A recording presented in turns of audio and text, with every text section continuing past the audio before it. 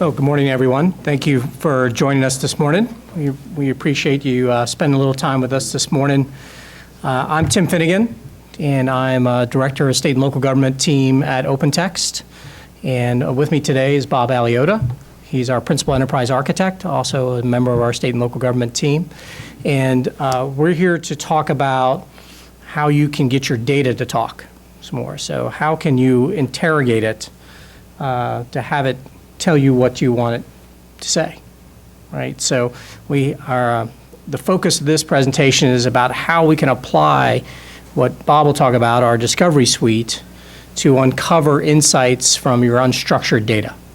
So as a company, OpenText focuses entirely on unstructured data. That's content, that's forms, that's documents, that's files, digital assets, audio, video that may exist throughout your environment and your infrastructure. So it's very complex and represents probably 80% of your total data store. So what we do is to help you make sense of it, right? The areas that we're going to focus on primarily are going to be here for content and data analytics, that ability to interrogate the data, make sense of it, make decisions as a result, and then also about how to manage that content. Right, how it flows from inception all the way to disposition in your environment, the management and governance and security of that information as it makes its way through your environment, and ultimately until you dispose of it, like in a defensible manner, right? So when you delete that data, that you follow your records management policy. So, but the focus primarily, and we're going to talk about one of our great customers, the Department of Interior, is going to be in here on the data analytics side of the equation. But it's all about this ultimately, right? So whatever we talk about from a technology standpoint, whether it's solutions or business processes, however it relates, it all boils down to this, right? How do we improve our time to citizen response? How do we improve outcomes for our citizens? That's ultimately what we're all here to accomplish. So information sharing is a key part of that, right? If I can trust this data, if I can move it around my environment, flow it around more in an automated fashion, really embrace a digital transformation as a government, right? That's going to result in these deliverables ultimately coming to fruition, right? So that's what we're here really to enable. That's why we invest in these technologies. As part of that, and when you're embracing more of a digital-first world, moving away from paper, and that is you're going to be able to simplify, consolidate systems, maybe reduce the number of repositories that you have in content scattered out throughout your environment, and then be able to use that to transform your business processes, streamline them, automate them. In a lot of cases, we've seen government agencies put a nice front end out there on the website for people to fill out forms, their citizens, and then have that information come in and end up printing it out, right, to start some paper-based process internally, right? So how do we enable these processes to be digital end-to-end? And when you make it digital, right, how you then apply the correct security policies to it. Because now we're talking about a little different challenge when it comes to securing HIPAA data or PII or whatever it might be. And as a result, when you do that, you can accelerate things. We can be more effective, we can be more efficient, we can make decisions quicker, and we can trust the integrity of those decisions.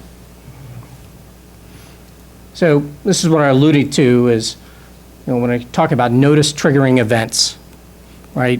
What information exists in your environment scattered out behind your legacy applications or in content management repositories, behind a new form or document, file share, in SharePoint somewhere in your environment. So how do we make sense of all, understand where it's all located, and are people following the security policies when it comes to placing this data in the right repositories, in the right buckets, and also classifying it the proper way? Right, so it goes on, right? So you got to understand whether these policies are actually being followed. I was talking to Eric Avakian, who's the Chief Security Officer for the Commonwealth of Pennsylvania, and he's just done a great engagement with Deloitte and Unisys, refining their entire security policy end to end. But he admitted he's limited his ability to govern it, right? Are people truly following it? I can publish all sorts of manuals, we can have all sorts of events, we can train people, we can have them nod their head and say, we're going to do this, but it's very difficult to tell, ultimately, whether people are following the policies. Unfortunately, the times you find out usually is when a breach has occurred, or some sensitive information has made it into the hands of someone that shouldn't have had it in the first place, right? So that's one of the primary challenges I've heard from chief security officers, not only from Eric, but from others around the country. So that was kind of the setup there. That's, I think, the challenge we're looking to address. And I'll turn it over to Bob to talk about how we go about it, and specifically at the Department of the Interior, how we help them address this. Here you go, Bob. And let's see, forward and point. Okay, so as stated in the session outline, we're going to talk about the kind of the NIST framework for cybersecurity incident response, but also then, as Tim has said, we're going to talk about how to understand what information you have out there, especially in the unstructured file shares, SharePoint, et cetera, et cetera, et cetera. Where the unstructured content that has the potential for exposure, whether it's from an insider threat or it's an external attack. There is sensitive information that you just don't want to expose to others. And so for this exercise, we're using this NIST framework, and I won't go into it, but I'll talk about the relevancy moving forward. As Tim was saying, I think part of our challenges today is that, certainly, whoops, what do I do here? Let's go back. Is working this control here is part of our challenges for today. Let's see if the red button, I'm not getting the red button. Yeah, you got it. There you go. Oh, I just have to be still. I have to have a steady hand. So structured data, pretty good controls out of there. You have front-end applications, whether it's SAP or Oracle, et cetera, that are control structured or records data, data records type situation. And yet, for all organizations that we work with, it's typically 80% plus of the infrastructure is consumed by quote-unquote unstructured information. I don't particularly like that word all that well because my daughter's an attorney. She will tell you, call a contract an unstructured document, and it should be all over my case. So it doesn't really, I'm not fond of that term, so I kind of use dynamic processes and information. Governing this in today's world could be a real key, whether you look at the WikiLeaks episodes, the Snowden leaks, the what happened to Sony Pictures. It was really about inside and outsider threats grabbing this unstructured information and turning it into something usable by bad actors or et cetera. But, oops, Bob, you're very good with this thing, huh? That's really the focus that we'll focus around today is the unstructured or dynamic information. And let's see here. I'll just flash up the architecture here, very high level architecture. This is standard public sector business process, right? Sure you all recognize that, and hopefully it's not too much of an eye chart. These decks are provided with today's material, so you can pull up this deck later. And then again, some high level architectural capabilities of OpenText, including process governance. We're going to first focus on this, and then we'll touch on this area. And the idea is to bring balance to the approach. I think a lot of security is set up around structured data records, SAP, et cetera, and getting at the content record. So that's the one that's kind of hit or miss, and we'll talk about unifying that framework. Finding out what you have in your content repositories is really what we're going to focus on today. Just briefly, so we won't go too geeky here today. If you have geekiness questions, feel free to catch us at the booth or catch myself or another OpenText person on the side. So I won't do any deep geek dives for this session today, as opposed to show you some case studies where we've worked with and large federal agencies in that discussion. And I know Tim and Star, we're starting to work with the state of Maine, is doing a broad implementation, and they're actually going to run our solutions in a cloud. So now, to get back, let's see here. Then this slide is just a credibility slide for y'all that, why is OpenText standing and why is Bob Alioto standing in front of me talking about cybersecurity? We operate, our customers operate our solutions in very highly secure environments. This is just one example in the DoD space for the F-35 supply chain, where we work with the Navy and the Air Force for flight readiness of F-35s, the Defense Logistics Agency, which is the supply chain, and then we work with suppliers like Lockheed and Northrop. So we are very familiar with operating in highly secure environments. We're actually all across DoD, all across intelligence community as well, so we do understand what cybersecurity means. And then now back to the NIST context in discovering what information that you have. So you can look at these high-level items here and look at those. Asset management, information asset management here. What's your environment? Understanding data security, what do you have? So we'll kind of fly through this, but I'll backtrack a little bit here from the intro. It's good to be back in SAC. I lived in this area for about 14 years, about 9 years. I worked with Intel Corp up the road in Folsom. So I live down in the Bay Area now. I was actually born in California, so I am a native. And a gentleman in the back here is trying to hide is I worked with at Intel Corp, Abdul Sheikh, and now he's the, tell me your title again. Assistant Deputy Director for Discount Project, Assistant Deputy Director for Technology. Oh, that's a long title, but anyway. Abdul and I had the pleasure of working with Abdul for a number of years at Intel Corp, so I have got somebody in the audience I can pick on, so welcome Abdul. So I'm not new to the area. I have deep roots in California, so getting to the matter at hand, talking about content analytics. To be able to understand what you have, how can I govern and secure it? We have a content analytics engine. It's standards-based, and I'll talk about those standards.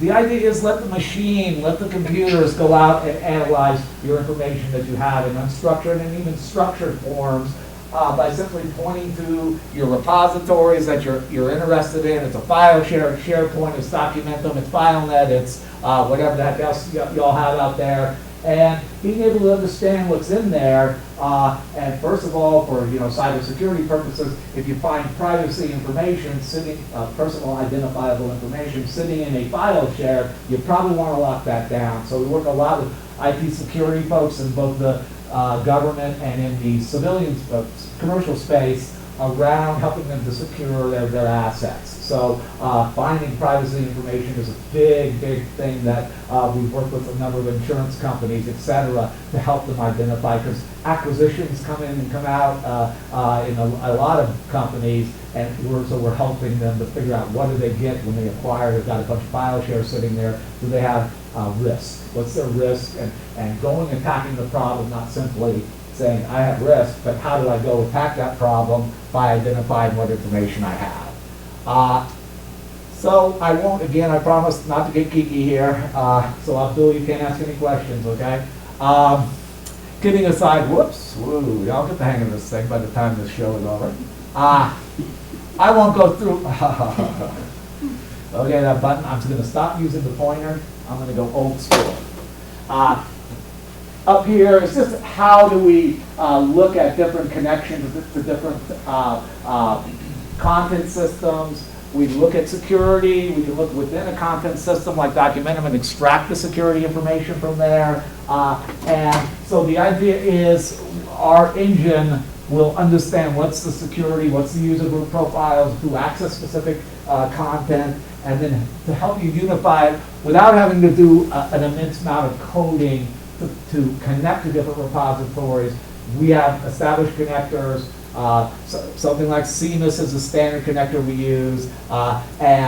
So we recommend you use standards. We're standard-based, but we're a value add to standards. So what do I mean by that? You can see up there, SOLR is a content analytics indexing standard up there. CMIS, content management interoperability standard, is another standard. We use both. So we're standards-based at the core, and then we do value add with our connectors and with our content analytics add-in. This is an example of CMIS. So I was talking to somebody earlier about they use Documentum. You know, if you have SharePoint or FileNet or Documentum or OpenText, CMIS is a way to have one data model, if you will, to unify all your content management systems without having to migrate everything. So email, SharePoint is CMIS compliant. Again, Documentum, we are. All the big providers for content management are all CMIS compliant. So, you know, again, I know you have that throughout the state. It might be a doorkeeper for you in the future when you look at content management capabilities to say, are you CMIS compliant? Because then you know you can interoperate your content management systems and also be able to secure them with a unified security model. So you, again, it promotes a unified data model for content management. It also promotes then you're able to secure content no matter what source system it's sitting at. Another, again, I mentioned earlier, SOLR indexing, standard for content analytics. We use that standard. So above and beyond our value add to that standard, the tools we put on top of it, you can use standard tools to access this as well, reporting tools, other environments. So it'll give you a lot of flexibility. Again, many content management companies are now working with SOLR. They have a SOLR connector, et cetera. So another standard you can use to help with this securing your content, as Ben talked about, getting the data to tell the content to tell you what's in there. And when we talk about our content analytics, it's not a lot of coding. It's what's built into our product. So you let the machine do the work for you. So you can identify source system information, but even down in the file system layers to get, you know, what is this content object? Is it a CAD file? Is it a contract? Is it a agreement? Is it whatever type of code? Is it an AP document or purchase order document? So we can get that from the source systems, and then what we do is we use our natural language processor. Again, no coding. I'm simply pointing and indexing in place. You don't have to migrate your content to a new place to do this analytics capability. And what it does, again, natural language, it's going to look and find concepts within a document. What's in this document? Again, no programming. We don't need to know where that document's from. We just ingest it and use natural language processing to then understand what's in there. Within the concepts, what are entity values, and then categorization. So we can do some records manager type categorizations with this tool. It's I'll say high-level records management categorizations. And we'll talk about what DOI, U.S. Department of Interior, is doing. But I don't want to, this can get pretty granular when you talk about records management categorization. So I won't say it can do everything for you, but it can identify what's in these documents, privacy information. What is this document really saying? You know, again, whether it's a contract document, it's a specification document, whatever it is, our content analytics engine can help you find what's in there, especially spotting things like PIR, personal identifiable information within a repository. Now, how does that then work out? Again, apologies if this is going to be an eye chart and we can get you a copy or stop by and I can show you this in a little bit bigger form. That says personal identifiable information. So what I can do is have a view of my content repositories, file share, SharePoint, Documentum, FileNet, OpenText, HP, etc. I can have a single view, whoops, if I ever get this thing right, I can have a single view as whether I'm a cybersecurity guy or I'm a area owner, I'm an agency owner, and I just want to know what does my agency have out there in all the different file shares, etc. What this promotes then is I can drill down. Some of these titles are like administrative documents, contracts, whatever. So we use our natural language processor. I've not done any coding work. I simply connected to these repositories, run our indexing, SOLR-based indexing, and then our value add, OpenText value add comes in to then actually profile that information for you. So again, I've not done anything to anybody. You know, I've not changed Documentum or any other repository, you know, or I've just done a connector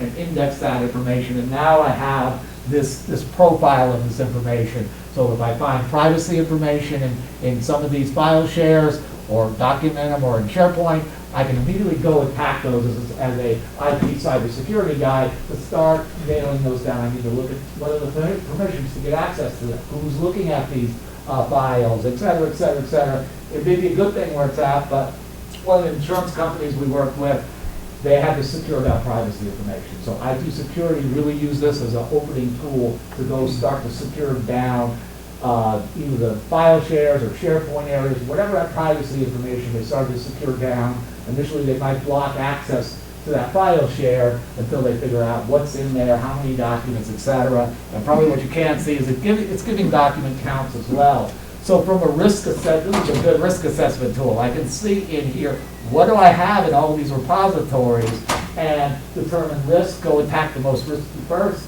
like privacy information, and then start to secure down from there.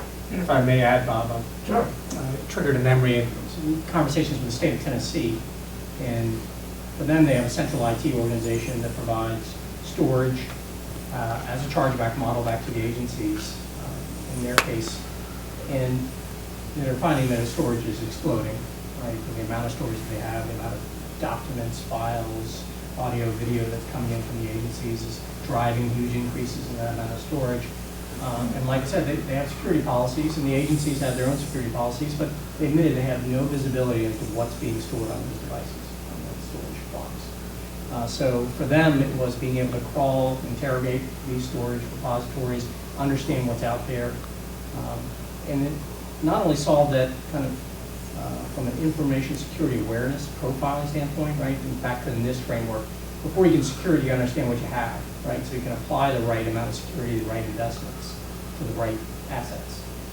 But secondly, they realized that it's going to improve their eDiscovery or open records request process as a result, because now they know they've indexed everything. They've tagged it. They have meta tags on everything, so they can find it.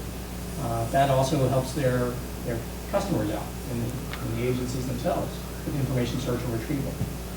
Finally, the profiling tool also identifies duplicates.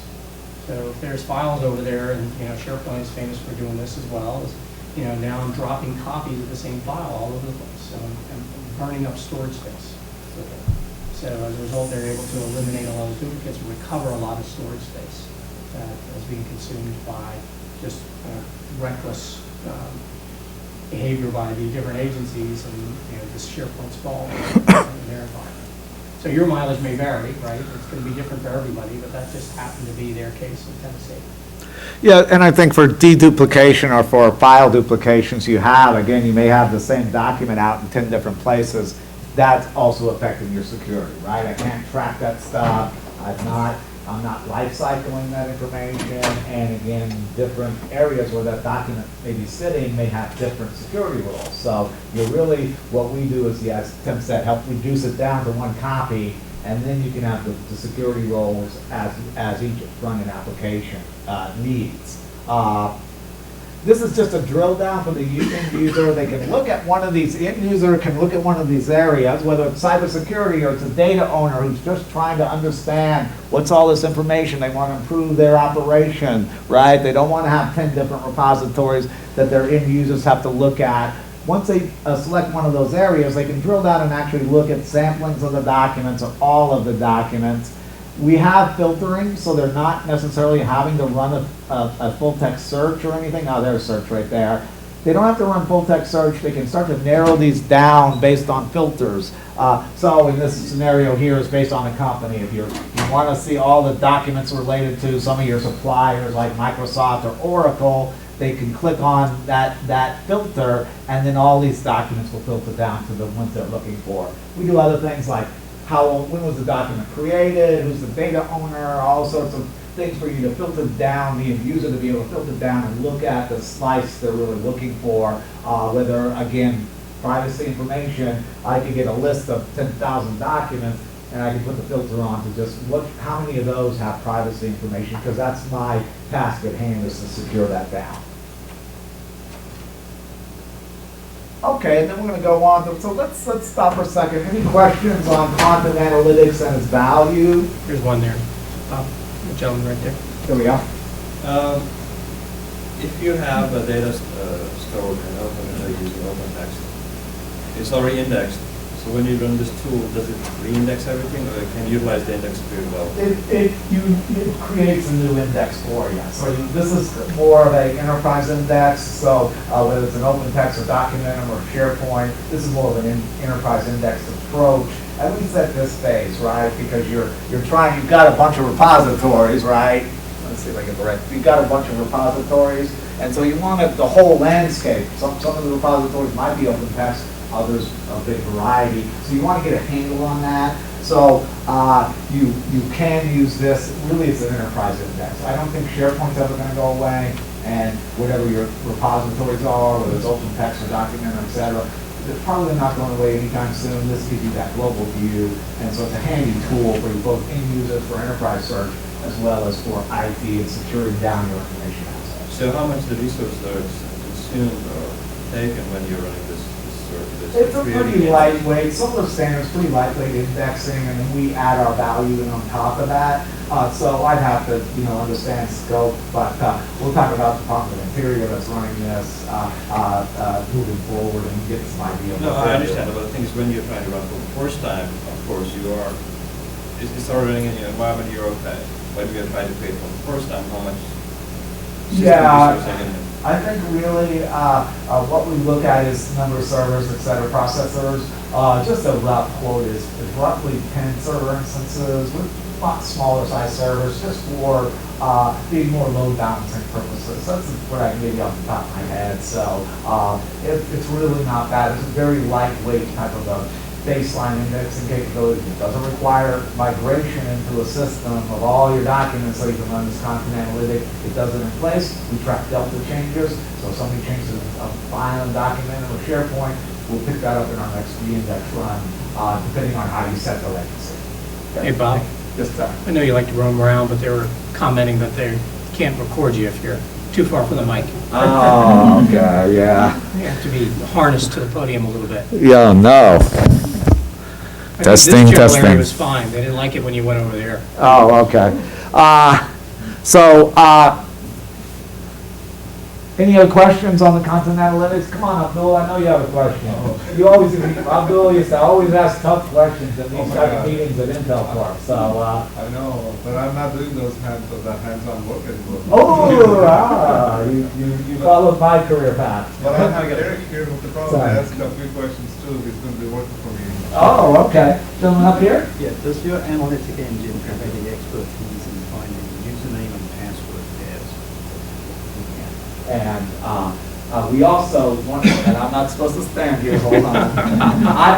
Sorry guys, I can't see very well, so I tend to walk around the audience, so, plus nobody can sleep on me that way, because I can't see the back row, but anyway, so repeat the question, please. Does your analytic engine have skill at finding username and password? Absolutely. So we can find those combos, privacy information that's built into this. You can enhance the vocabulary of our system with a structured data set, if you will, of say all your material records in SAP or all your material records in Oracle, different vocabularies that the state uses, et cetera. So you use what we call the controlled vocabularies to do even further enhancements to get this to proof out even more information that you want. Again, I think we did a corporate example. We use a structured vocabulary of, say, supplier list, right? And then that way we can identify everything that has suppliers in it. Now, not all users have to use that filter, right? They can mix and match based on their needs, but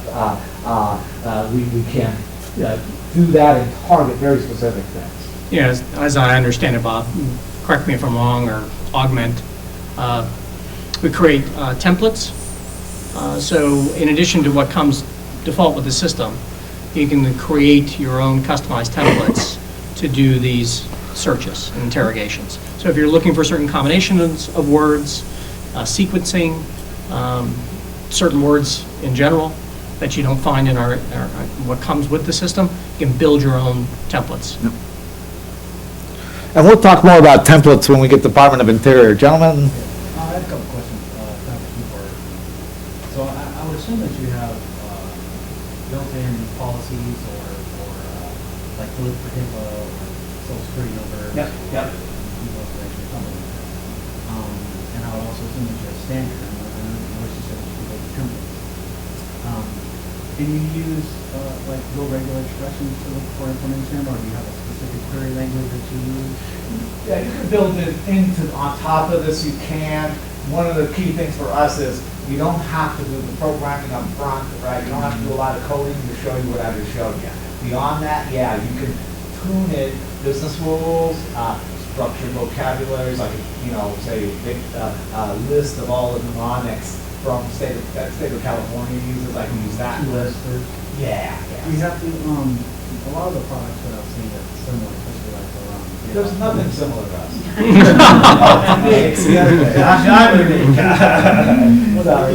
you do like document searches, you have to have like a sample document. So you'll have like a sample document that you can look for a specific paragraph or a subset or a certain, but it has to be very specific and it doesn't get past that.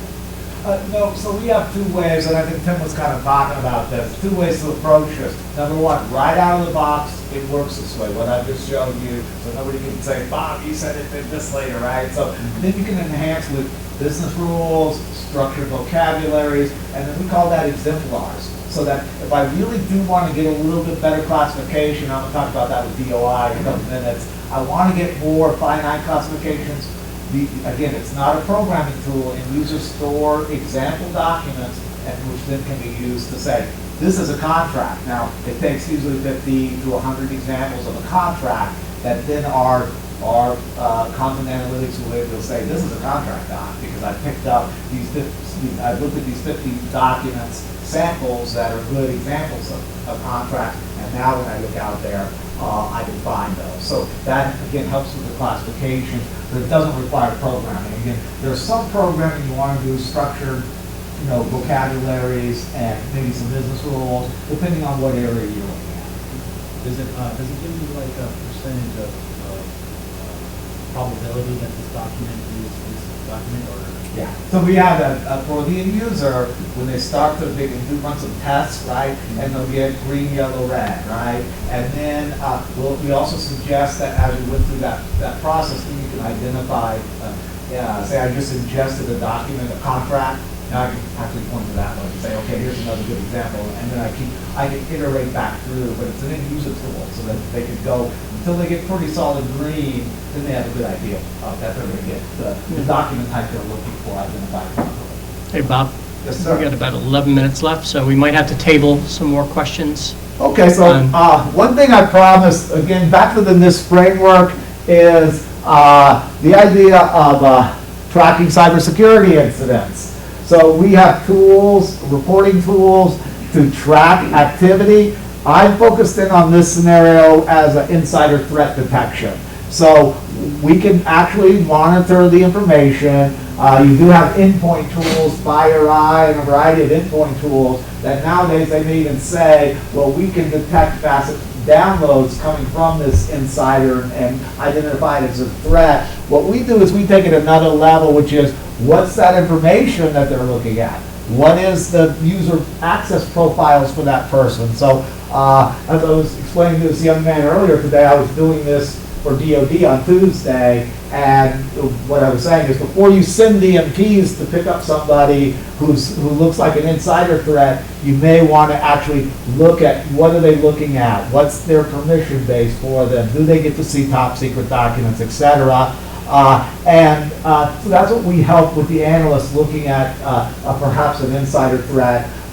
And even, I think it's very helpful, as we talked about, there are certain viruses like Snake that you open up an email and it will then take the hostile operator can then take control of your system and start downloading everything. Something similar to what happened with Sony. And so it appears as an insider threat that perhaps somebody's downloading a bunch of documents, but it's actually the Snake virus. So it's an easy way to get a handle on that type of activity occurring in your environment. And then, like I say, being able to actually delve down into what are they looking at, what are they downloading, etc.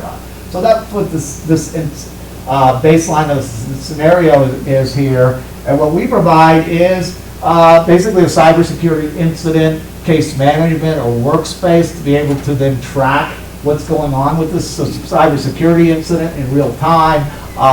For instance, Abdul may be here and is working on this initial analysis. He's storing reports and documents about what's going on with the cyber attack, and Tim can collaborate with him. Say Tim's the manager, he can review the what's going on with the incident. We do have automatic notifications to say a user group that's working on this cybersecurity incident. And as you go through the entire incident, this is actually patterned after the DoD, these actual steps here. But again, it complies within this framework of how you respond to a cybersecurity incident. But as you do this, there's a couple benefits.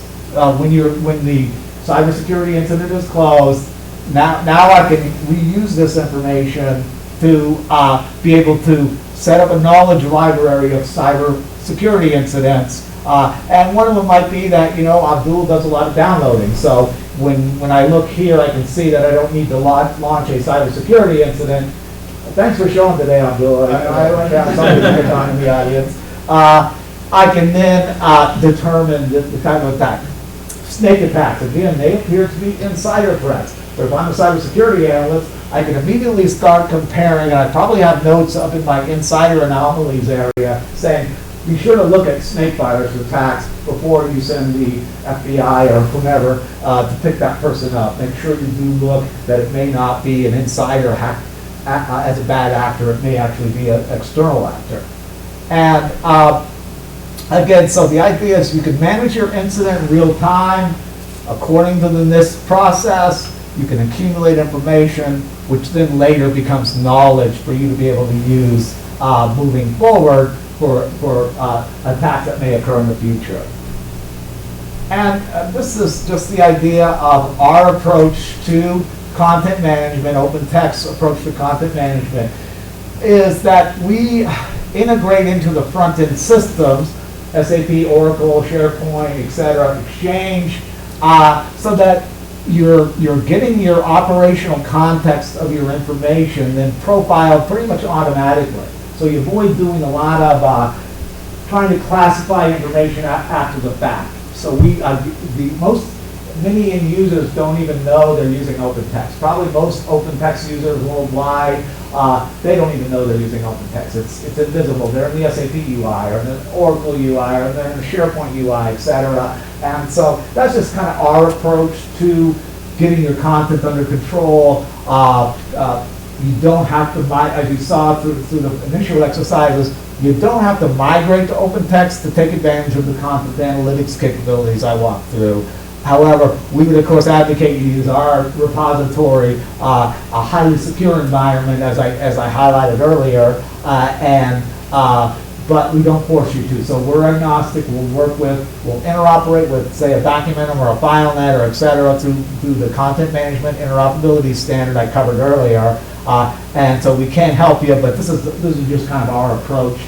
We think it's critically important that the end user has content in operational context or business operations context, as opposed to having unstructured file shares just sitting out there. You can't track against the business process.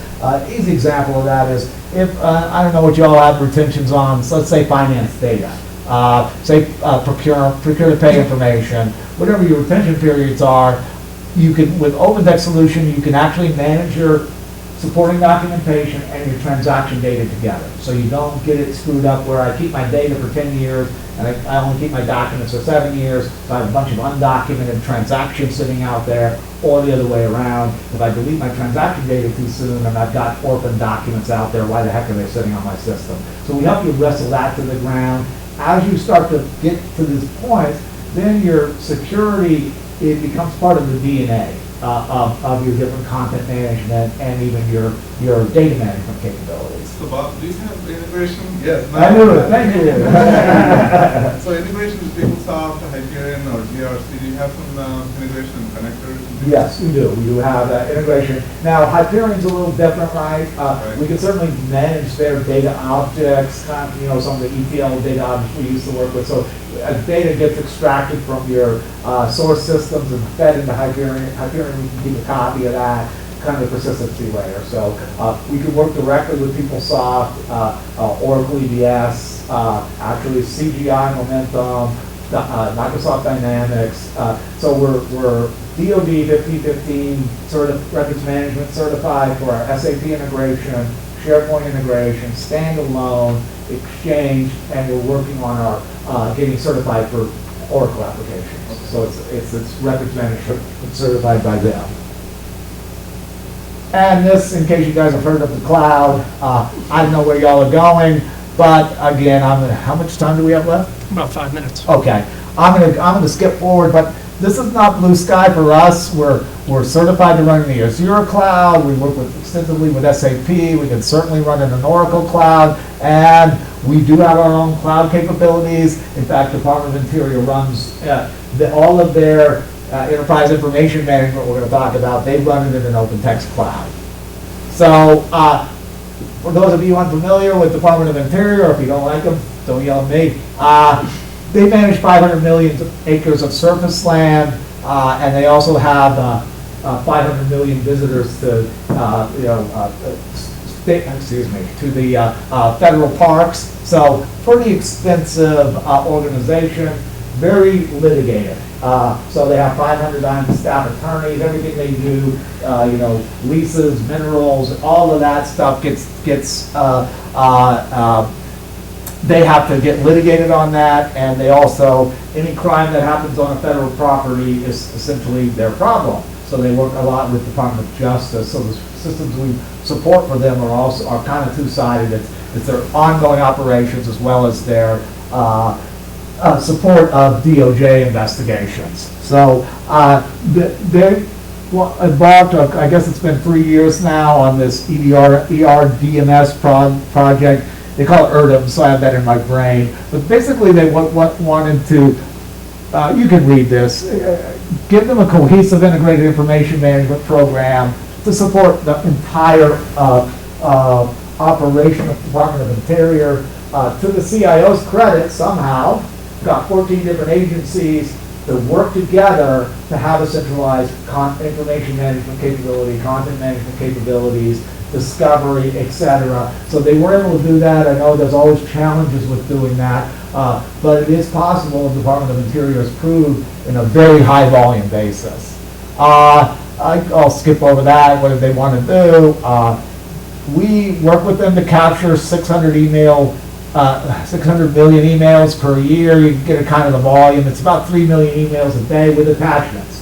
We use content analytics, kind of the surface, if you will, of content analytics, so that we read each email and every attachment that comes into the Department of Interior and do, I'll call it a big bucket classification. It's acceptable to their records management folks, to their attorneys. So they identify if an email says, Tim, you want to do lunch today, that's a short-term retention, as opposed to Bob from OpenText, a supplier, sending an email, which is a longer-term retention, and they have materiality to a contract. The attachment may be related to a contract or some other legal matter. So rather than try to force their end users to try to classify every email and attachment that comes in, they let content analytics do the work for them, let the machine do the work for them in doing that initial classification. And again, it's worked out very well for them. You can see here, Freedom of Information Act requests, 5,500 cases a year, 200 ongoing lawsuits. So you just could not have email out of control. So that's, again, one of the big areas that we've worked with them on. This is just a description of the auto classification, okay? I mentioned exemplars or example documents. So they didn't have to do, a bunch of data scientists and linguistics sit in a room for 10 years to figure out how to do auto classification of emails. Again, they use the natural language processing built into our content analytics and then examples. So they found each of the 14 agencies has their own set of exemplars. So remembering the names, the federal parks versus the, I can't remember their agency names. But they're different agencies that have different exemplars because they'll get different types of emails. So it's not limited to, one, you can run it as a centralized instance and support all of the different agencies in California. They don't lose control. They can provide their own exemplars, and again, as part of a more comprehensive approach, and that's what DOI adopted, the Department of Interior. This is the slide I usually talk to all the time. They use CMIS. So that was natural for us. They're in the process of getting rid of legacy systems like Documentum and file shares, et cetera, and bringing things into OpenText. So not only do they have control today, but they'll have control tomorrow. Retention controls, records management, eDiscovery, legal hold. As you saw on the prior slide, 200 lawsuits active every day of the year. And again, let the machine do the work for you in classifying those emails and the attachments. We also use Content Analytics to look at their legacy systems. One of the things that was kind of fun with them is they switched to Google Mail. So they do not use any on-prem mail, but we're able to grab the emails off Google and then classify them and retain them for the needed period. Google didn't like us too much. I hope there's nobody from Google in the room. They didn't like us too much because long-term storage-wide, Google thought they were going to have this huge database of emails and attachments from the Department of Interior. Now they only keep about 3 months worth of correspondence in their Google Mail accounts, and the rest gets moved down into OpenText, where again we can do things like if the attachment's on 10 different, same attachments, 10 different emails, we then dedupe it down to one copy of that document and just put the links in there. That's because they have a base charge for their service, and then there's additional charge for the storage, right? So they're counting on your storage to explode. That's their business model, right, in email. So that's why they're not too happy with what Department of Interior did.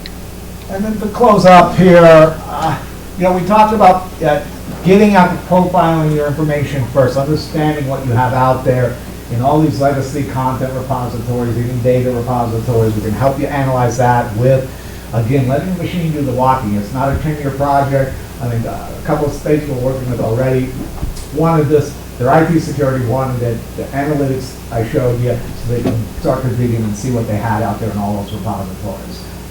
And then, just a good kind of steps is getting your cybersecurity alignment. You saw I'm pretty big on insider threat right now. Then looking at enterprise records management, again, that's a big driver for Department of Interior. All across DoD, commercial customers we work with, we can show you 100 success stories of kind of these ideas of getting their records under control, going paper to digital.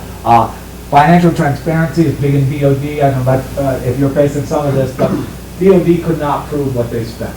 So we've been working with them the last 5 years to try to get some transparency in there. And one of the things I tell DoD is if we in the commercial space operated the way that they did, we would go to jail. So, financial transparency, and I know there's pressures. I see that in some of the information for California as well. But this is just, again, kind of looking at solution consolidations. Those always help. That was big for Department of Interior and many of our other customers. And that, of course, promotes infrastructure optimization as well. Why have run so many different content systems and multiple copies of documents in 10 different places? We can help you to start to pare that down, whether you end up in OpenText solutions or not. And then finally, governance, risk, and compliance, right? good old GRC. The better you do up here with cybersecurity, knowing your information assets, the better you'll do down here. And part of your, I think as we saw in a couple of guidelines Tim showed at the beginning, if you want your name in the paper, just leak out privacy information.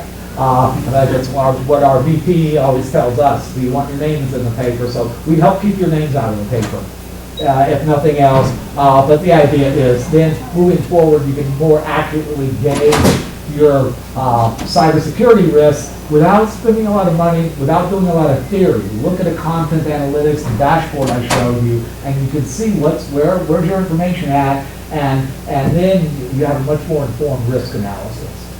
Any other questions, or I think I'm at my limit? Yeah, I think we got to let others come in and get set up for the next presentation. Oh, okay. We want to thank you so much for your time. Yeah, thanks, everybody. I think the Thanks, Bill. Happy to be here at the booth. If you guys want to stop by, ask any more questions, drill down any deeper.